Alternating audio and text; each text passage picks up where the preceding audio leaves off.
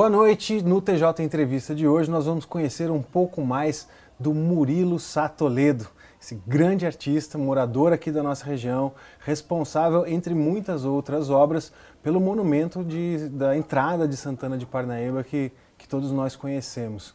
Murilo, em primeiro lugar, obrigado por receber a gente aqui. Obrigado, imagina, é um prazer. Murilo, vamos começar pelo monumento de Santana. Né? Como é que foi a criação dele? O que você pode contar para a gente de curiosidades a respeito do monumento? O monumento, a ideia, nasceu antes por volta de 2003. O prefeito, na época, Silvinho, ele tinha me dado a oportunidade de fazer o monumento da entrada da cidade. E aí, ele não queria uma peça só, que era uma das ideias do começo, seria um bandeirante de 8 metros, que ele tinha medo de virar um Borba Gato lá de São Paulo, que achava que não era o perfil da cidade, né? Aí comecei a estudar, eu falei, eu preciso gostar dos bandeirantes.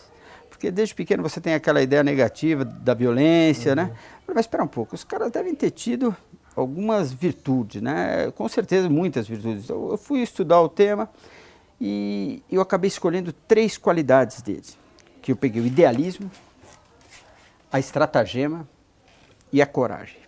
E foram os pilares que eu fiz para fazer o monumento. Primeiro eu percebi que lá no local, 99% das pessoas primeiro iam observar o monumento de carro. Então eu fiz um monumento com velocidade, acompanhando, para que as pessoas observassem primeiro ele de carro. Aqueles totens foram feitos maquetes, eu fiz a maquete, ele simboliza a dificuldade do desbravamento do Brasil. Então aquela água dando a impressão que sobe, na verdade ela passa essa dificuldade. O totem maior significa a exuberância das águas e da fauna brasileira. E o Tietê, né? Aquele volume de água também lembrava a Cachoeira do Inferno, que era onde foi feita a nossa usina Edgar de Souza. Os portugueses falavam que ouviam o barulho dela a 6 quilômetros. Então imagina a queda d'água, que maravilhosa. E ali foi feito, então a exuberância de água também foi uma homenagem a ela. E aí cada personagem que eu criei... São 30 estátuas. São por volta de 30. São 13 grandes e as outras menores relevos, né? Cada um eu li e tento pegar um momento da vida lá. Então vamos supor, o Raposo Tavares. Ele era retratado nos livros já como uma pessoa de idade e tal. Só que eu estava lendo sobre a vida dele.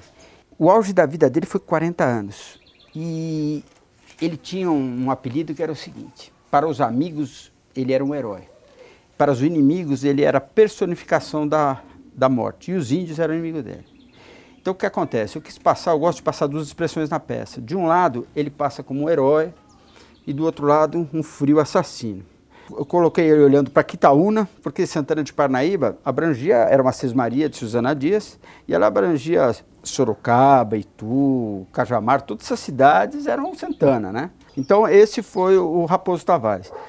O bandeirante mais famoso, que é o Anhanguera, Bartolomeu Bueno da Silva, ele tinha a lenda que ele ameaçou tacar fogo no rio, que ele estava numa aglomeração de índios, e eles sozinhos, eles não podiam muita coisa, eram muitos índios. De uma certa forma, num auge, ele chegou pro índio e falou: mostra onde está o ouro, senão eu taco fogo no rio. E o índio ficou olhando para ele, ele pegou a pinga, jogou no rio e pôs fogo. Aí eles chamaram ele de Diabo Velho, que quer dizer Anhanguera. Quando eu fiz a escultura, eu quis passar ele, até vazei um olho, porque depois eu li que Pedro Taques, um historiador, falou que ele tinha um olho vazado e era muito feio. E eu quis passar na escultura o momento que ele ameaçou, que o espectador perceba o pavor que os índios sentiram, né? Agora, fora isso, os bandeirantes também, quando ajudaram a expulsar os holandeses, eles usavam estratagemas, como vaca podre na cabeceira do rio, faziam técnicas de guerrilha e conseguiram expulsar os holandeses, né? Que foram lá e fundaram Nova York. Se foi bom, não sei também, né? Não é verdade? Agora, o que acontece? Então, cada bandeirante teve a sua história. O índio é chamado dono da selva, então quis passar ele como forte, poderoso. Ele, o guardião, né? Murilo, além desse monumento belíssimo de Santana de Parnaíba, você tem trabalhos espalhados por outras cidades de São Paulo e do Brasil. Quais que você destaca para a gente? Olha, eu gosto de São Paulo, que é a peça oficial de São Paulo Apóstolo, né? Na Praça da Sé. Na Praça da Sé, que é a peça do padroeiro da cidade, né? Eu gosto muito. Agora, lá no Ceará, o Ceará foi um estado que sempre me acolheu muito bem. Eu lá fiz o Patativa, o Raquel de Queiroz, muito querido, o Dragão do Mar, que é um grande herói nacional, que ajudou aí, antes da Princesa Isabel, ser contra a escravidão. É uma história muito legal. E entre o senador Jefferson Pérez, o governador Mário Covas, entre outros aí, que a gente vive disso, né? A gente acaba fazendo com prazer, né? E você, claro que como artista, você acaba se envolvendo quase que emocionalmente com essas personalidades, né? Tem todo um estudo, como você disse, você precisa gostar daquilo, né? Para poder fazer uma obra. Exatamente. Como é que é esse processo? Então vamos supor, quando eu vou pegar um personagem, eu tenho que eu tenho que gostar dele de alguma forma. E aí quando eu pego a virtude dela eu vou vendo, eu vou te dar um exemplo, o Mário Covas, né?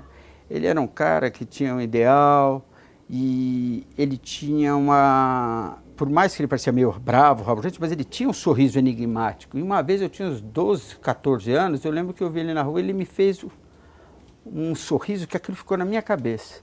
E depois de 20 e poucos anos aí, né, eu acabei fazendo ele. Você sempre estuda esses personagens? Eu tento, a ideia é pedir primeiro sabedoria a Deus, eu gosto de pedir sabedoria a Deus, e eu perceber, sentir porque o retrato é uma coisa interessante, né? Eu pergunto se eu sei fazer retrato. Cada retrato é um desafio e não é demagogia, não. Porque o que acontece? Eu estou conhecendo você agora, eu vejo o jeito que você fica mais vezes. Você já não tirou foto de alguém que é um parente seu e não parece? Uhum. Mas é a pessoa. Então ela está de um jeito que ela não costuma estar, um ângulo que você não lembra. Então quando a pessoa morre, não adianta a gente simplesmente fazer, você não pode ficar um boneco de cera, então tem que pegar a expressão que a pessoa mais usava, toda a peça é um desafio, você pegar a alma da pessoa, que eu digo, né? E como que começou essa história de ser escultor? Então, na verdade é assim, né? Eu quando tinha uns 4 anos, eu lembro até hoje, eu tinha um sítio em Santana de Parnaíba, que meus pais vinham, fim de semana, morei 30 anos em São Paulo. E eu lembro até hoje, ela perguntou o que eu ia ser. Tava minha mãe, minha avó, uma empregada. E ela falou, o que você vai ser quando eu crescer? Eu falei, eu vou ser fazedor de estátuas. Eu não sabia que era escultor. Mas depois não fiz tudo menos isso, né? Com 16 anos, eu tive um sonho que mudou minha vida.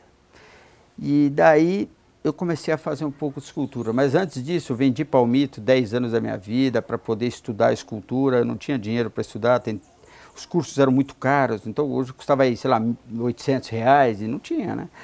E eu lembro que eu ia naquela Galeria André, eu conheci uma senhora lá, ela falava para aproveitar a vantagem da dificuldade da vida, para se esforçar e passar isso na arte. E é uma coisa interessante assim que eu fiz faculdade de marketing, que até o 4º ano, depois eu tranquei, daí comecei a fazer artes plásticas. Fiz 2 faculdades no mesmo horário, claro que não deu certo, né? Eu fazia 2 aulas na primeira, pegava o carro, saía do Pacaembu e ia até a Unip na Paulista. Assistia 2 aulas lá, né? Fiz isso, falei, a minha ideia era que desse certo, ilusão, né? Eu falei, depois eu inverto, parei as 2, né? Não tinha, uma queria que eu pagasse, não tinha dinheiro, e a outra não deu para eu fazer, eu tranquei as 2. Pedi na época a bolsa para o diretor da FAP, não deram. Por isso eu acho legal esse sistema de cotas hoje em dia, porque tem muita gente talentosa aí. Eu acho que cada família tem um artista. Não importa se é para música, são pessoas que não são melhor que ninguém. O artista não é melhor que ninguém. O artista é diferente. Os valores dele são diferentes. Uhum. Só que é o seguinte, eu aposto o que quiser. Um artista que não se desenvolve pode ser rico ou pode ser pobre. Ele vai para a autodestruição. Ele não é feliz. E eu chamo ovelha negra. Eu dou aula de escultura faz uns 15 anos. Eu percebo mais talentoso, geralmente é o mais revoltado, porque é o seguinte, a pessoa talentosa, ela muitas vezes, ela sabe que pode fazer aquilo, ela sabe que ela vai conseguir se tiver oportunidade, mas ela não sabe como. E eu falo para meus alunos, vai chegar a hora da arte, porque a arte, ajuda a viver. Deus não fez a natureza bela por acaso, né? Murilo, você falou de um sonho transformador que você teve aos 16 anos. Você pode falar um pouco sobre isso? Olha, esse sonho, eu posso falar um pedaço. Na minha casa, eu eram 5 irmãos e a gente teve muito problema. Assim, meu pai ele teve esquizofrenia, não era nem, hoje seria bipolar, só que antigamente não tinha tratamento. Então, tinha muita briga e tal. E um dia, eu, com meus 16 anos, peguei um pedaço de pau e comecei a quebrar todos os santos de casa. Baixei Lutero, né? Aí o que acontece? E aí eu estava num puta problema, numa fazenda em São Roque, e eu tive que ouvir metade de uma imagem que eu quebrei. E para você ter uma ideia, que eu era tão ruim na arte, que uma tia minha me ensinava a pintar, e eu não conseguia pintar. No dia que eu pintei um quadro, a minha outra tia começou a elogiar, que vaca linda, que vaca maravilhosa, você vai ser um grande artista. Meu, era um cavalo. Quanto mais ela falava da vaca, mais me doía. Sério mesmo. Então, às vezes, eu prefiro, cara, uma crítica, porque você ainda inventa, né? O cara tá com inveja. Agora, olha, elogio é que nem quando você faz um retrato, o cara fala que tá ótimo, mas é outra pessoa, né? Uhum. Aí, o que acontece? Nesse sonho, eu tive essa visão, assim, no sonho, e aconteceu um milagre ali para mim. Me tirou da situação. Eu prometi, olha, por favor, me tira dessa que eu vou começar a ler a Bíblia, eu vou começar a ir na missa. E tirou eu daquele, putz, que era um caos para mim. Tudo bem, aí eu peguei uma Bíblia, ganhei uma Bíblia de até um amigo meu, que era batista, ela que trabalhava em academia, também trabalhei 3 anos na academia. E não comecei a ler a Bíblia, só comecei a ler fundamentalista, ao pé da letra. Primeiro, não adorar a imagem, não sabia, mas antigamente Deus se manifestava através, hoje eu sei, Deus se manifestava através de palavras, tal. Mesmo assim, no Antigo Testamento, ele mandou fazer a serpente de bronze, os anjos, os querubins em cima da arca, os querubins no templo. Só que depois de Cristo, que Cristo é o próprio Deus, a igreja falou, não pode-se fazer imagem hoje, porque esse próprio Deus se permitiu ser visto numa imagem, então é como se você fizesse um busto do seu pai. Claro que não é um bezerro de ouro, você está olhando para Cristo, te lembra Cristo, como você lembra do busto de um falecido. Você não adora a estátua. Claro, é veneração, um respeito. É. A gente faz um busto, uma vez eu estava colocando o santo, aí o cara falou assim, isso é idolatria. Eu falei, pô, colocaram ali o busto do prefeito, por que não pode colocar o primo de Jesus que ajudou todo mundo aí, pô? Não? Uhum. Ninguém sabe que não é o santo. É a pessoa, mas isso tudo bem, eu respeito, né, cada um, né? E aí um dia eu estou debaixo do bambuzal no meu sítio, pego um barro e começo a fazer. Fiz um pedaço. Eu tenho até a escultura, eu mostro para você ali, das minhas primeiras peças. E aí parece que foi um jeito de ver, sabe? Aí eu comecei a fazer, fiz o Santo Antônio, o São José, o pessoal gostou, fui fazendo, né? Mas até aí eu não comercializava. Aí vim para cá, comecei a fazer minha casinha aqui com a minha esposa. Aí um vizinho meu, seu Renato e Dona Aparecida, compraram São José. Depois que eles compraram São José, eles me encomendaram outra peça. Aí, graças a Deus, peguei uma outra peça, peguei um monumento lá em Pirapora. Aí peguei a Susana Dias aqui, o Frei Agostinho de Jesus, graças a Deus a vida foi girando. E aí eu pulei do palmito para a aula, da aula para a escultura, e hoje eu vivo exclusivamente da escultura, e a aula eu continuo, mas é um projeto social, não é um cunho assim de me fundamentar. Eu ganho por isso tudo, mas eu não tenho ali uma sobrevivência com a aula, né? Por prazer, né?